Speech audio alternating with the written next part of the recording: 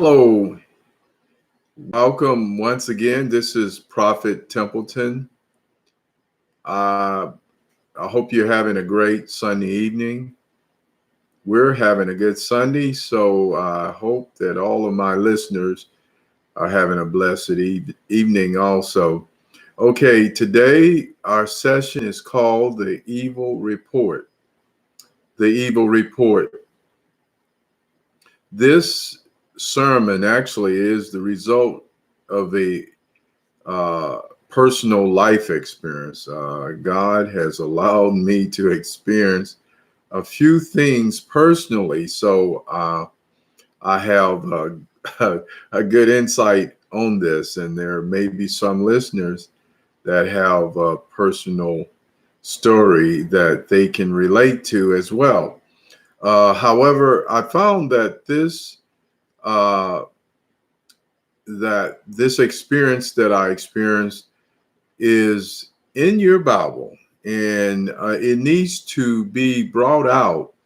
Uh, Churches sometimes uh, do not see uh, things in the Bible that they should see, and so this is one of those things that should have been discussed long time ago.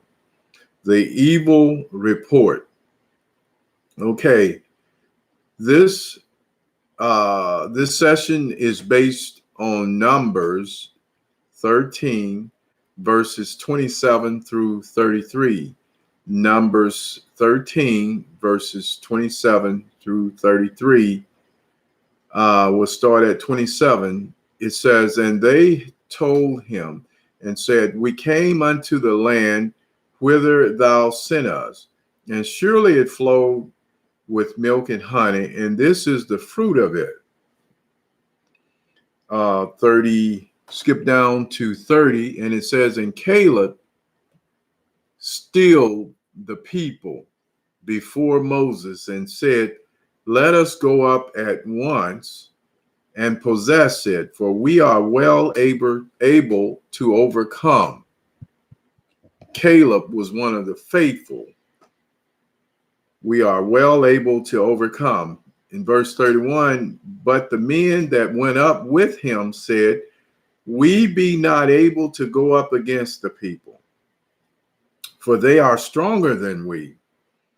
And they brought up an evil report," what the Bible calls it, "an evil report of the land which they had searched unto the children of Israel, saying, The land through which we have gone to search it is a land that eateth up the inhabitants thereof. And all the people that we saw in it are men of great stature," meaning large. "And there we saw the giants, the son of Anak, or Anakim, which come of the giants. And we were in our own sight." Interesting that they worded it that way. "In our own sight as grasshoppers," meaning small. And so we were in their sight. So Numbers 13, verses 27 through 33 is where they gave an evil report. In 32, it specifically say, "And they brought up an evil report." So, what is an evil report? Now, there are three evil principles or concepts that I need to express as a preliminary groundwork. And these dark principles sow discourse in our lives and are the foundation of an evil report. Uh, they are fear, doubt, and disbelief. Fear, doubt, and disbelief. These three principles find their way into our lives through daily activities, daily encounters that resist prosperity in our lives. You don't realize it, but every day, all day long, you are faced with these three dark principles or three ideal concepts. Again, they are fear, doubt, and disbelief. Okay. Now, as I said, they resist your prosperity in all areas, health, wealth, well-being, uh, your relationship with God is resisted by one of these three on a continual basis. The challenge our faith, these three challenge our faith because they are in opposition to faith. Okay. These principles are initiated usually by people around us. Okay. In most cases, quite often, we are confronted with one of these dark principles or concepts through other individuals that are around us at work, at play, even at home. You can have friends and family members that will resist, will act as a resistance to your prosperity.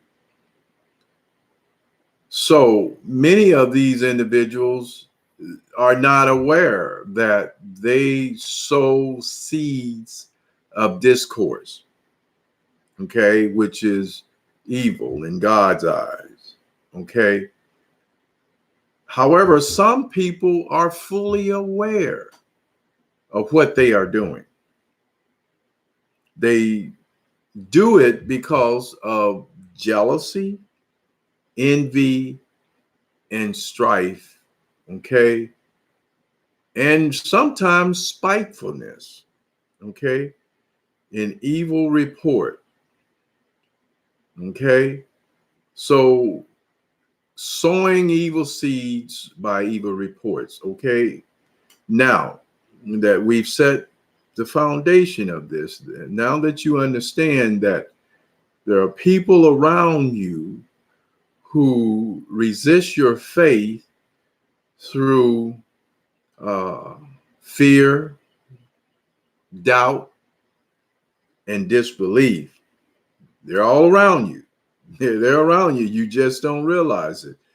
And they don't realize they're agents of darkness when they act in that way, when they resist your positive ideals, your positive plans, your positive actions, and they throw a cog in by giving an evil report. They throw a monkey wrench in the cog. Now, the evil report results in us becoming, again, either fearful, doubting, and disbelieving. On some level, there's different levels of fear, doubt, and disbelief. And in fact, I have taught that fear has many aspects. And if you remember, fear has, there's worry. Worry is one form of fear. It is how should I say it? It is one of those forms that is subtle. It doesn't appear to be fear, but worry is fear. Okay, by biblical standards, is fear.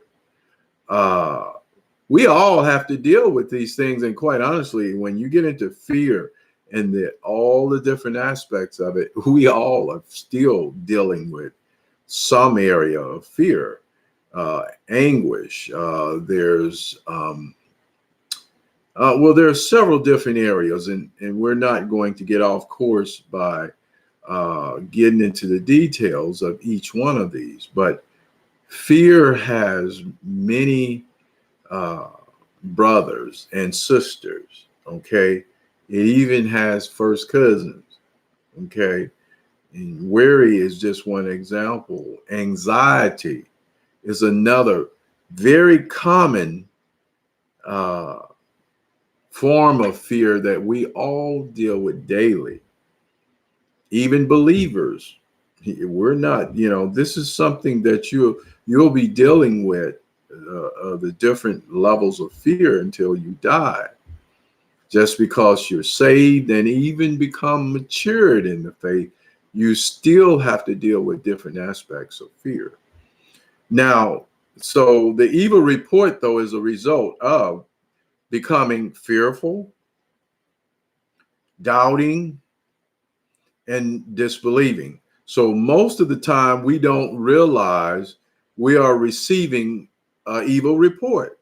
Most of the time, you don't even realize it because these are things you deal with every day, and these are people that you work with. It may be the person right next to you, and they always making negative comments. And many of those negative comments are a evil report or akin to an evil report. Okay.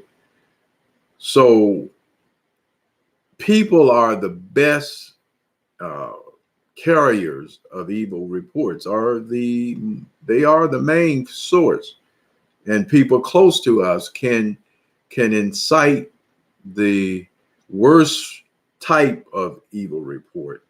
So again, we receive evil reports on a constant basis, on a regular basis, and uh, there are different forms of it. Now, I want to use a couple examples to help some that are listening or will listen, and they may not understand. Well, I'm not quite getting it. Well, let me give you a few examples of an evil report. Um, let's say a friend calls you, knowing you're going on a trip to set up business or even to start a business. In the conversation, they tell you of the risks and all the dangers in the community, uh, to warn you of, possible risks and dangers. That's not an evil report.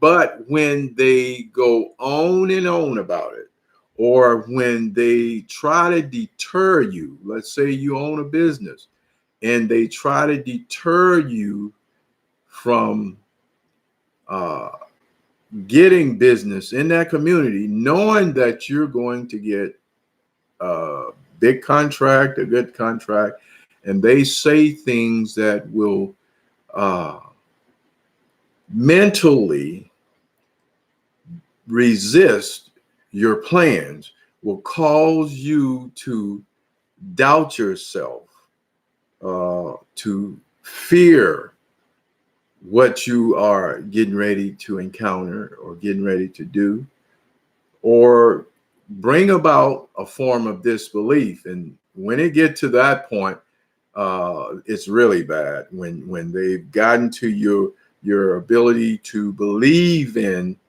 what you're doing, that means it's already went through the stages of fear and doubt. Then in most cases, we're talking they have gotten to you when it's reached disbelief. So that is an evil report. Let me get another example.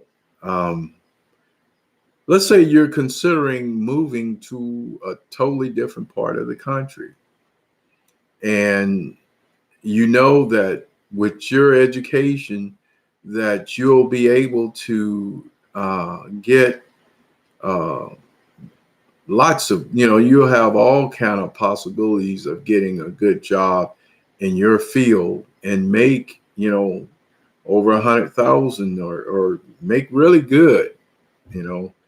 And this person calls you and tell you all the things, that's going on in that community.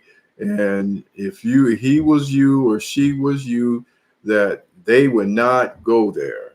And why would you leave your family and all your friends where you're comfortable and you got people to lean on, and they just see your fear and your doubt and disbelief finally when it reaches fullness.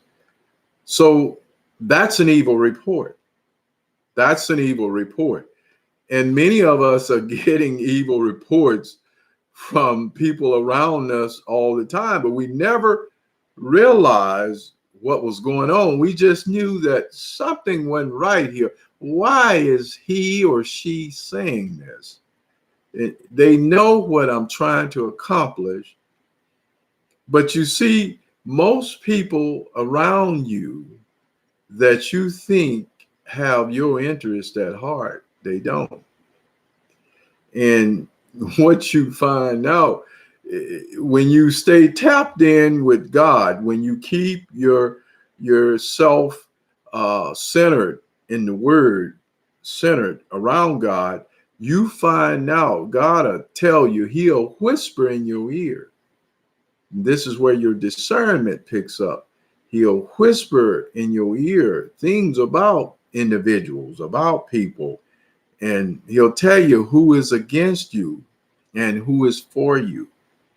And he'll let you know many times when we're not attuned like we're supposed to be to God,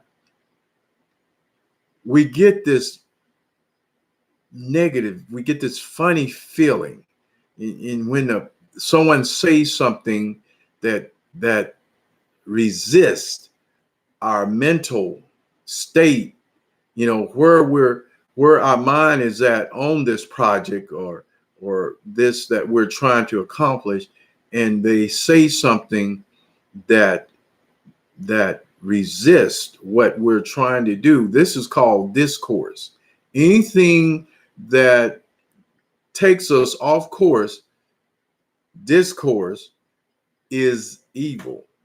It means that resistance, spiritual resistance and mental resistance is taking place. You get that funny feeling of, why did they say that? Or why did they do that? Knowing that I am getting ready to do such and such. You see, this is what happens. The spirit inside of you, God's spirit, make you realize that, hey, pay attention to this person. They're not for you. They are not for you. So we have to pay attention to our spirit, our discernment. Okay? You have to pay attention. So I hope I help you understand what evil report is and how it interacts with us. So I think between those two examples, that should give you a better insight on it.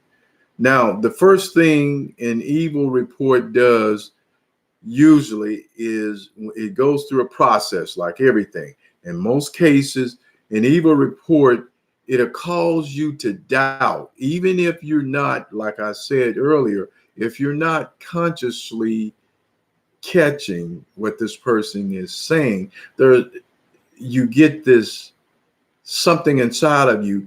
And first of all, you may start doubting at some level. It doesn't mean that you doubt full blown, but there's a shadow cast over what you're trying to accomplish. Okay. So doubt. a little bit of doubt comes in anytime that shadow overtakes you. And so the second thing, it leads into fear. It may be a low case of subtle fear. Well, oh my God, he said that in this city I'm going to, that there are people that are uh, tapping into your computer with some kind of special device. Oh my God, I don't know if my computer can deal with that. I don't know. So you have to realize when you start doubting yourself. Remember the first sin, that what it involved was trust and confidence. When you stop trusting God, then you start losing confidence in your own abilities. You see, everything goes through a process. And this is what churches have failed to express. As Genesis 4:2, I think it is, says, anything that exists in time goes through a process. So you go through the doubt stage, you go through some type of fear. And if you don't cut it off, you don't catch yourself, which most of the time you do, then you go into disbelief. When you stop believing in whatever it is you're trying to accomplish, they got you. When you stop believing in what, so belief comes before trust. You see, there's an order to everything. So next time this person calls you and you say, oh, there's John again. Here we go. But listen to him and then go, yeah, here we are.